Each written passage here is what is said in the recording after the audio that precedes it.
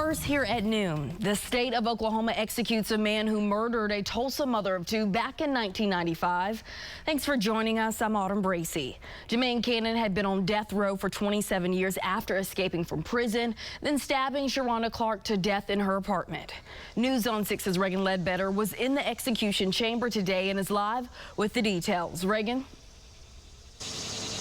Autumn, Sharonda Clark's daughter spoke to us after today's execution, and she says she's happy this is all finally over, but says it really doesn't feel like justice because Jemaine Cannon died in peace and her mom was brutally killed.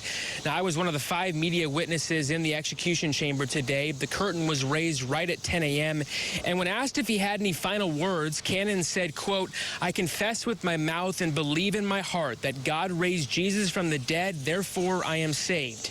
Cannon didn't mention the victim at all or show any remorse. He has maintained his innocence for nearly 3 decades now.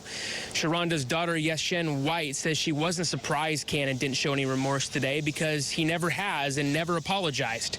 She called Cannon's last words selfish. Cannon's execution appeared quick and peaceful. He had some family members and his legal team there, and they gave him a thumbs up and a half smile, but Cannon closed his eyes and appeared to be asleep about 3 minutes later. Cannon was pronounced unconscious at about 10:06 this morning and deceased at 10:13.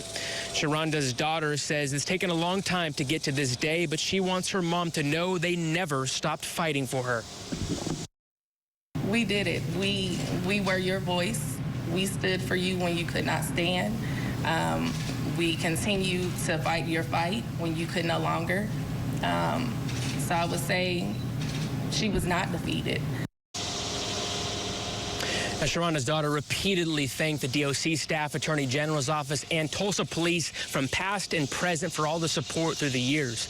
Now, next up is Anthony Sanchez, who is set to be executed in September for killing an OU student back in 1996. Live in McAllister, Reagan Ledbetter, Oklahoma's Own News on 6.